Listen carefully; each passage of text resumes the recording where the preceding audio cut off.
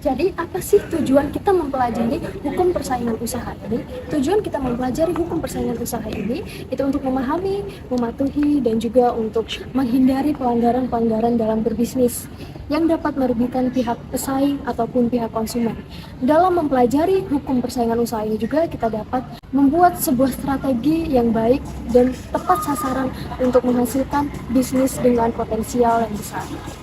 Nah, pertama-tama untuk mengetahui apa sih itu kompetensi dan persaingan, yuk kita simak penjelasan dari Resti. Persaingan atau kompetisi. Saingan atau kompetisi dalam hukum bisnis merujuk pada keadaan di mana dua atau lebih perusahaan bersaing dalam pasar yang sama untuk merebutkan pelanggan atau pangsa pasar. Kompetisi ini dapat terjadi dalam berbagai bentuk seperti harga, kualitas produk, layanan, inovasi, atau pemasaran. Dalam hukum bisnis, persaingan yang sehat dan adil sangat ditekankan. Hal ini karena persaingan yang tidak sehat dapat mengakibatkan pelanggaran hukum seperti monopoli, praktik kartel, atau praktik bisnis yang merugikan konsumen atau pesaing. Benar nggak sih, persaingan itu telah mengubah dunia dan telah mensejahterakan umat manusia?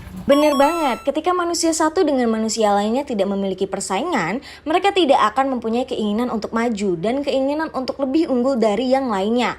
Maka, ketika semua keinginan-keinginan itu tidak ada, akan mengakibatkan kesejahteraan yang melambat. Dan untuk persaingan khususnya di dunia usaha dipengaruhi oleh adanya teknologi dan juga peningkatan produktivitas yang didorong oleh pasar yang kompetitif. Kenapa ya persaingan itu penting? Dengar penjelasannya Putri yuk. Persaingan itu penting loh, karena pertama, persaingan memaksa perusahaan untuk menekan biaya menjadi lebih rendah. Yang kedua, persaingan memaksa perusahaan untuk selalu menciptakan produk baru dan berinovasi. Seperti contohnya yaitu HP. Dulu HP hanya bisa digunakan untuk telepon dan SMS saja. Nah, seiring dengan perkembangannya teknologi dan kebutuhan manusia, maka diciptakan HP yang lebih canggih untuk bisa lebih dari telepon dan SMS. Misalnya seperti untuk video call dan lain sebagainya. Yang ketiga, persaingan memaksa terciptanya pelayanan yang lebih baik. Pelaku usaha berlomba-lomba agar dilirik oleh konsumen. Jadi ketika pelayanan buruk, maka pelaku usaha tidak akan dilirik oleh konsumen. Yang terakhir, menguntungkan konsumen. Hukum persaingan usaha juga nggak kalah penting loh, karena persaingan perlu adanya aturan main, karena terkadang tidak selamanya mekanisme pasar dapat bekerja dengan baik. Dalam pasar, biasanya ada usaha-usaha dari pelaku usaha untuk menghindari atau menghilangkan terjadinya persaingan di antara mereka. Berkurangnya atau hilangnya persaingan memungkinkan pelaku usaha memperoleh laba yang jauh lebih besar. Maka dari itu, agar persaingan itu tetap ada, akan tetapi persaingan tetap sehat, maka perlu adanya hukum persaingan usaha. mau tahu nggak kenapa Indonesia baru tahun 1999 memiliki Undang-Undang Persaingan Usaha? Ini dia alasannya. Sebelum terbitnya Undang-Undang Nomor 5 Tahun 1999, Indonesia tidak memiliki hukum persaingan yang komprehensif. Sebelumnya, pengaturan tentang persaingan terdapat di berbagai peraturan perundang-undangan seperti Pasal 1365 KUH Perdata, Pasal 7 Undang-Undang Nomor 5 Tahun 1984 tentang Perindustrian, dan lain-lain. Sebelumnya, ide pembentukan sudah lama dilakukan, misalnya dilakukan kerjasama antara FHUI dengan Departemen Perdagangan. Tetapi ide tersebut kandas karena tidak ada political will dan kondisi tidak terlalu kondusif. Lalu, ide pembentukan mendapat momentum dengan adanya LOI dengan IMF pada tanggal 29 Juli 1998 dan keinginan dari masyarakat untuk melakukan reformasi. Selanjutnya akan dijelaskan oleh Romo Aldus mengenai tujuan utama hukum persaingan usaha. Apa sih tujuan utama dari hukum persaingan usaha itu? Tujuan utama hukum persaingan usaha. Yang pertama, agar persaingan antar pelaku usaha tetap hidup. Yang kedua, agar persaingan yang dilakukan antar pelaku usaha dilakukan secara sehat. Yang ketiga, mencegah penyalahgunaan kekuatan ekonom. Yang keempat, melindungi kebebasan konsumen dan produsen dalam berusaha. Yang kelima, efisiensi ekonomi. Dan yang terakhir, meningkatkan kesejahteraan konsumen. Bagaimana sih dengan tujuan Undang-Undang Persaingan Usaha di Indonesia? Tujuan Undang-Undang Persaingan Usaha di Indonesia itu terbagi menjadi 4. Yang pertama, menjaga kepentingan umum dan meningkatkan efisiensi ekonomi nasional sebagai salah satu upaya untuk meningkatkan kesejahteraan rakyat. Yang kedua, mewujudkan iklim usaha yang kondusif melalui pengaturan persaingan usaha yang sehat. Yang ketiga, mencegah praktek monopoli atau persaingan usaha tidak sehat yang ditimbulkan oleh pelaku usaha. Yang terakhir, terciptanya efektivitas dan efisiensi dalam kegiatan usaha. Untuk materi selanjutnya akan disampaikan oleh Amira. Nah, selanjutnya kita akan membahas tentang peraturan perundang-undangan nomor 5 tahun 1999. Jadi, di dalam pengaturan Undang-Undang Nomor 5 Tahun 1999 terdapat 6 pengaturan. Yang pertama, perjanjian yang dilarang. Yang kedua, kegiatan yang dilarang. Yang ketiga, posisi dominan. Yang keempat, komisi pengawas persaingan usaha. Yang kelima, penegakan hukum. Dan yang terakhir, ketentuan lain-lain. Sedangkan ketentuan umumnya adalah Ketentuan umum dalam Pasal 1 Angka 5 Undang-Undang Nomor 5 Tahun 1999. Pelaku usaha adalah setiap orang perorangan atau badan usaha, baik yang berbentuk badan hukum atau bukan badan hukum, yang didirikan dan berkedudukan atau melakukan kegiatan dalam wilayah hukum negara Republik Indonesia, baik sendiri maupun bersama-sama melalui perjanjian, menyelenggarakan berbagai kegiatan usaha dalam bidang ekonomi. Nah, apa aja sih yang terdapat di dalam Instrument of Competition Policy? Yang pertama ada struktural, merger dan monopolize. Yang kedua ada behavioral, prefixing, collusive agreement, vertical restraints. Yang ketiga ada purge dan mutlak dilarang. Dan yang keempat ada rules of reason, melihat kepada akibat yang ditimbulkan. Nah, kalian mau tahu nggak sih pasal apa saja yang membahas tentang persaingan usaha? Selanjutnya akan dijelaskan oleh Adven. Nah, sekarang kita akan membahas tentang pasal-pasal yang ada di Undang-Undang Nomor 5 Tahun 1999. Pasal 5 Undang-Undang Nomor 5 Tahun 1999 berbunyi, pelaku usaha dilarang membuat perjanjian dengan pelaku usaha pesaingnya untuk menetapkan harga atas suatu barang dan jasa yang harus dibayar oleh konsumen pada pasar bersangkutan yang sama. Lalu, Pasal 7 Undang-Undang Nomor 5 Tahun 1999 berbunyi, pelaku usaha dilarang membuat perjanjian dengan pelaku usaha pesaingnya untuk menetapkan harga di bawah harga pasar yang dapat mengakibatkan terjadinya persaingan usaha tidak sehat. Selanjutnya, apa aja sih karakteristik pasar permintaan? Yang pertama, ada elastisitas harga. Elastisitas harga adalah cara untuk mengukur berapa banyak jumlah produk atau layanan yang dibeli atau dijual berubah ketika harganya berubah. Lalu yang kedua ada substitusi.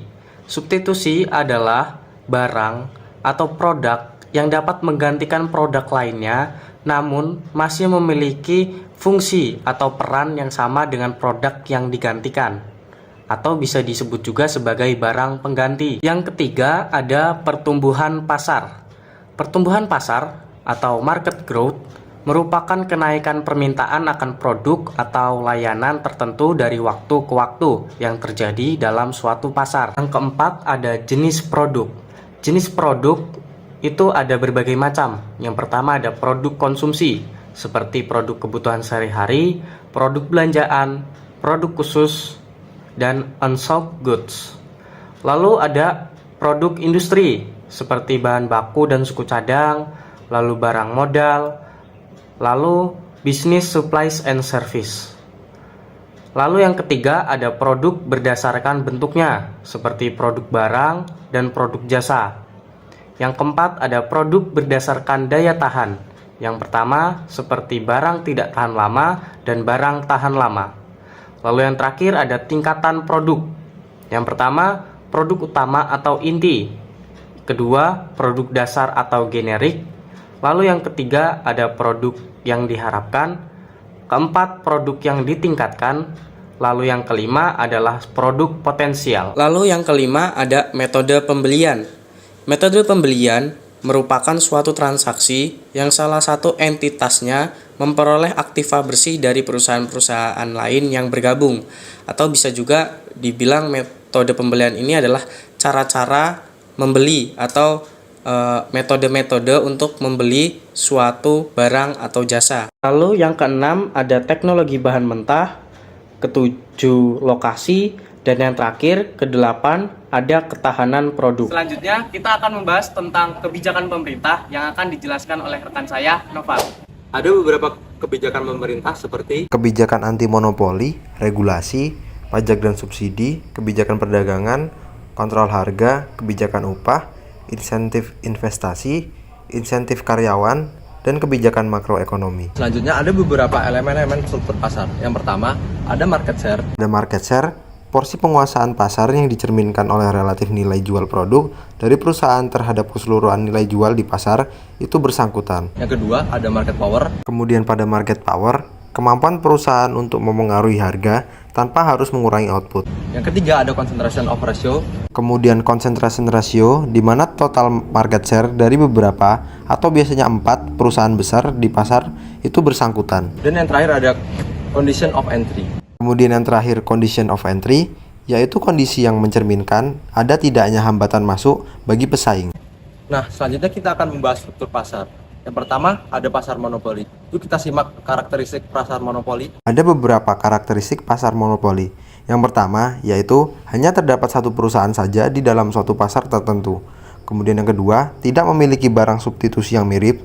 Ketiga, tidak terdapat kemungkinan untuk masuk ke dalam industri. Keempat, dapat menentukan harga. Dan yang terakhir, promosi iklan kurang diperlukan di dalam pasar monopoli. Nah, struktur pasar yang lainnya bakal dijelasin sama Gaka Awang. Kalian mau tahu lanjutan dari struktur pasar? Sini aku kasih tahu ya. Jadi lanjutannya yaitu ada karakteristik pasar persaingan monopolistik dan oligopoli. Karakteristik pasar persaingan monopolistik yaitu ada 4. Yang pertama, terdapat banyak penjual.